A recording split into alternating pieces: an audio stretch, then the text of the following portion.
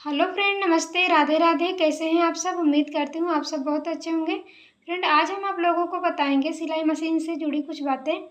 जैसे हमारे मशीन में छोटी छोटी कुछ खराबियाँ हो जाती हैं, प्रॉब्लम हो जाता है, तो उसे हम कैसे सॉल्व करेंगे वही हम आपको बताएंगे आज। और फ्रेंड, हम अपने सिलाई मशीन को लंबे समय तक सुरक्षित किस तरह से हम रख सकते हैं वो भी बताएंगे। और जिन लोगों को पायदान वाली मशीन चलाना नहीं आता है, सुई में धागा डालना नहीं आता है, जो बिगिनर लोग हैं, तो उन्हें हम मशीन चलाना भी बताएंगे, किस तरह से मशीन चलाया जाता है और धागा किस तरह से डाला जाता है मशीन में। तो फ्रेंड, वीडियो में लास्ट तक बने रहिएगा। चलते हैं वीडियो की तरफ। फ्रेंड, मैं सबसे पहले आप लोगों को धागा डालना बताऊंगी, किस तरह से मशीन में धागा फंसाया जाता है और सुई में धागा किस तरह से डाला जाता है। फ्रेंड, क्योंकि मुझे भी पहले नहीं आता था, जब मैं मशीन ख़रीदी थी, थोड़ी बड़ी है तो इसमें धागा डालना मुझे नहीं आता था। तो मैं जहाँ से ख़रीदी थी उन भैया से बोली थी इसमें धागा डाल के दिखा दो, तो वो दिखाए थे मुझे। तो मैं ये सोच रही थी मैं आप लोगों को धागा डालना बताऊँ। फ्रेंड, जहाँ मैं धागे को फंसाई हूँ वहाँ पे 3 होल था, तो ये किसी में आपको डालना है। फिर इसके बाद यहाँ पे फंसाना है धागे को, इस तरह से यहाँ पे फंसा देंगे धागे को। उसके बाद यह है, इसमें फंसाना है, इसमें भी होल बना है, ये ऊपर नीचे होता है, इसमें फंसाना है। इसके फंसाने के बाद इसमें, उसके बाद फ्रेंड ये देखो बगल में, ये बगल में बना होता है एक हुक, इसमें फंसाना है ताकि हमारा धागा इधर उधर ना हो। इसमें हम फंसा देंगे। उसके बाद सबसे लास्ट में हम सुई में धागा डालेंगे, थोड़ा बड़ा करके धागा। उसके बाद फ्रेंड सुई, मशीन की सुई को थोड़ा ऊपर कर लेंगे चला के, उसके बाद डालेंगे इसमें धागा।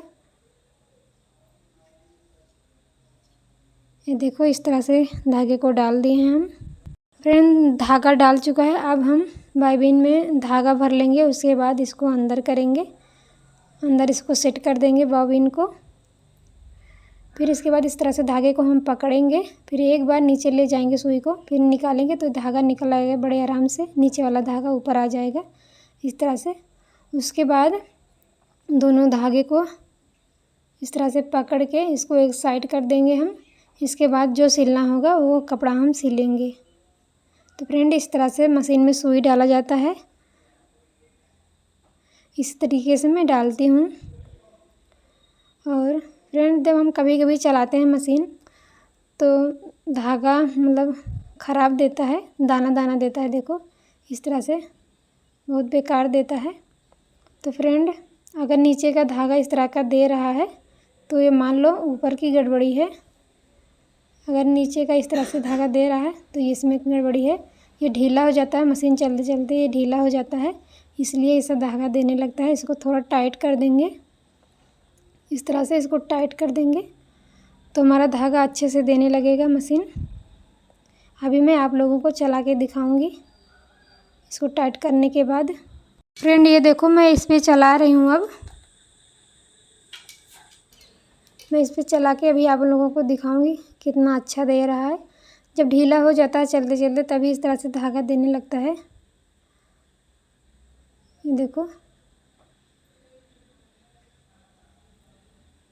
इसका प्रॉब्लम सॉल्व हो गया है। अब ये नीचे की तरफ दाने नहीं देगा, ये देखो इस तरह से आप प्रॉब्लम को सॉल्व कर सकते हैं फ्रेंड। अगर नीचे की तरफ इस तरह की धागा दे रहा है तो, अगर फ्रेंड ऊपर की तरफ धागा इस तरह का देता है तो हमारी बॉबिन में गड़बड़ी होती है। अभी मैं आप लोगों को बताऊंगी।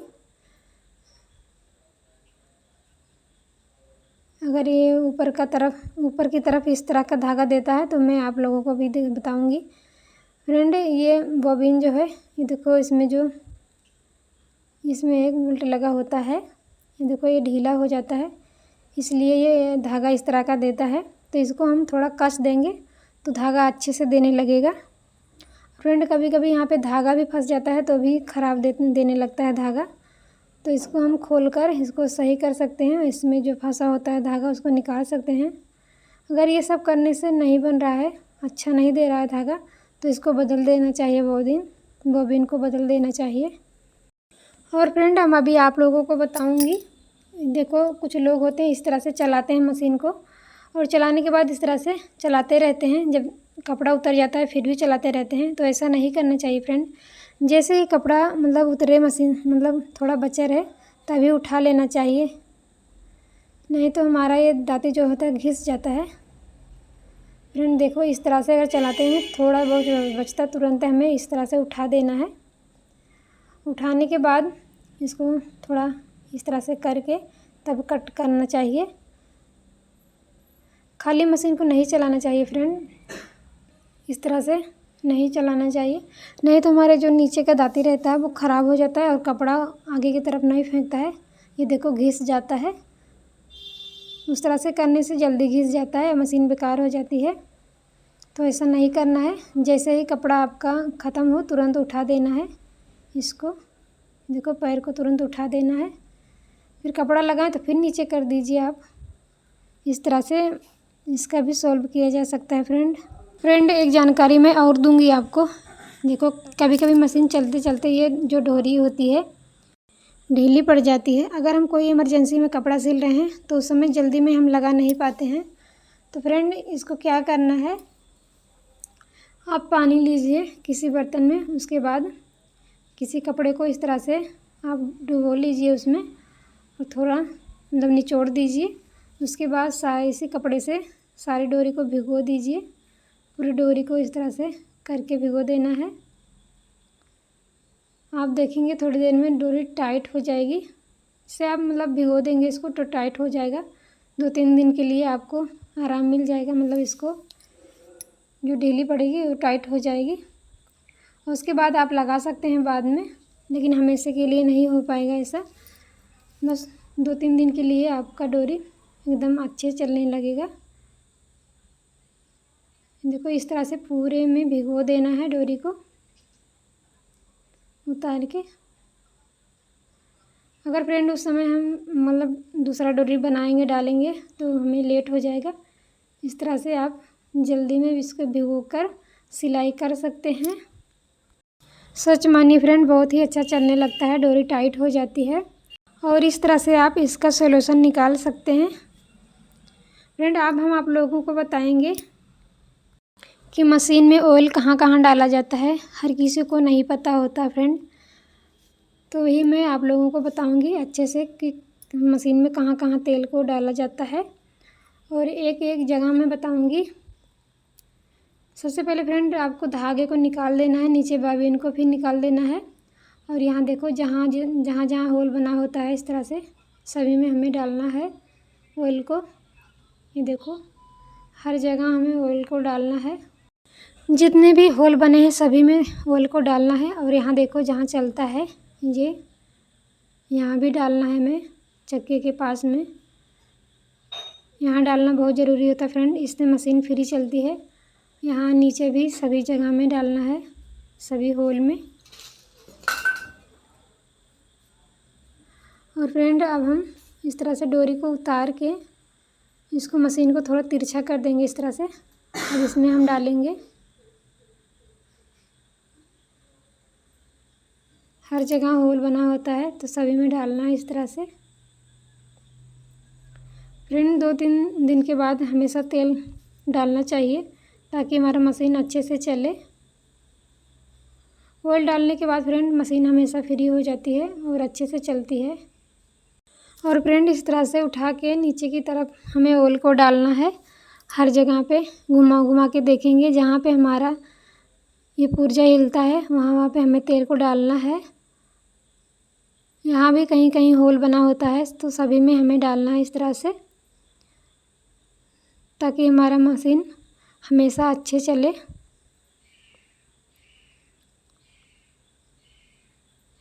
इस तरह से हमें सभी जगह डालना है ऑयल को। अब हम इसको रख देंगे अच्छे से। उसके बाद देखो यहाँ पे जहाँ पायदान लगा होता है यहाँ पे भी डालेंगे जहाँ पे ये घूमता है, ताकि हमारा मशीन फ्री चले। कभी कभी यहाँ पे धागा भी लपेट लेता है तो उसको देखते रहना चाहिए फ्रेंड, इससे भी हमारी मशीन टाइट चलने लगती है। तो फ्रेंड अच्छे से हम इसको देने के बाद अच्छे से पोंछ देंगे किसी कपड़े से। देखो अच्छे से हम इसको पोंछ देंगे।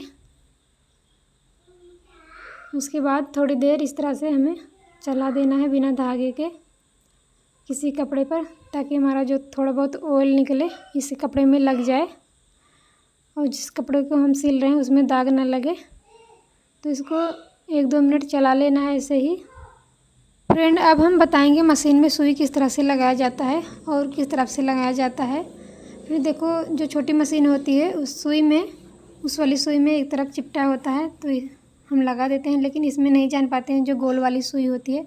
तो देखो फ्रेंड एक तरफ ये देखो एकदम सिंपल होता है, प्लेन होता है, और एक तरफ लाइनिंग होता है। तो लाइनिंग वाले को बाहर की तरफ करना है और जो एकदम प्लेन होता है, चिकन होता है, उसको अंदर की तरफ करना है। और इसको ढीला करके यहाँ से आप सुई को लगा सकते हो। फ्रेंड जब हमारी मशीन लगातार चलती रहती है तो यहाँ पे नीचे की तरफ ढेर सारे कचड़े इकट्ठा हो जाते हैं। तो इसको ये देखो जो नट लगा है इसको खोल कर हम और इस प्लेट को निकाल कर यहाँ से कचड़े को हम साफ़ कर सकते हैं फ्रेंड, बहुत ईजीली। और यहाँ पे फ्रेंड कभी कभी इस पैर में भी फंस जाते हैं कुछ कचड़े, तो यहाँ पे जो बोल्ट लगा है इसको निकाल कर हम साफ़ कर सकते हैं।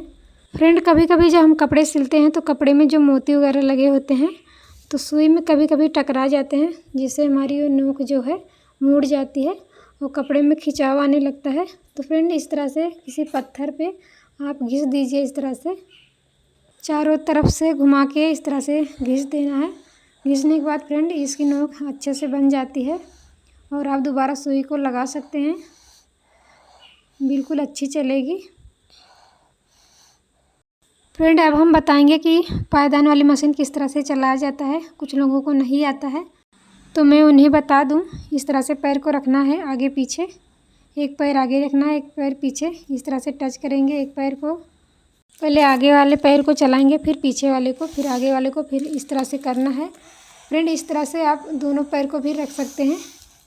एक बार आगे प्रेस करिए, फिर एक बार पीछे, इस तरह से आप चलाइए। बिल्कुल चलाना आसान है, चला सकते हैं आप।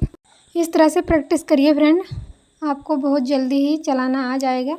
मुझे भी पहले नहीं आता था तो मैं 1-2 दिन में सीख गई थी। और फ्रेंड हम बताएंगे एक और इजी तरीका। फ्रेंड इस तरह से मशीन में सुई निकाल देना है और एक कपड़ा रख लेना है, इस तरह से चलाना है आपको। अगर आगे की तरफ जा रहा है तो ठीक है, पीछे की तरफ नहीं आना चाहिए। इस तरह से आप प्रैक्टिस कीजिए, ऐसे ही कपड़े पर चलाते रहिए और धागे को निकाल देना है, धागे को बिल्कुल लगा के नहीं चलाना है।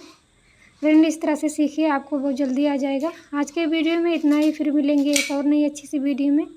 तब तक के लिए बाय बाय फ्रेंड, अपना ख्याल रखिएगा। मेरी वीडियो आप लोगों को कैसे लगी कमेंट में ज़रूर बताइएगा। अगर नए हैं तो चैनल को सब्सक्राइब कर लीजिएगा। फ्रेंड आप लोगों के एक कमेंट से मैं बहुत मोटिवेट होती हूँ, प्लीज़ कमेंट कीजिएगा ज़रूर।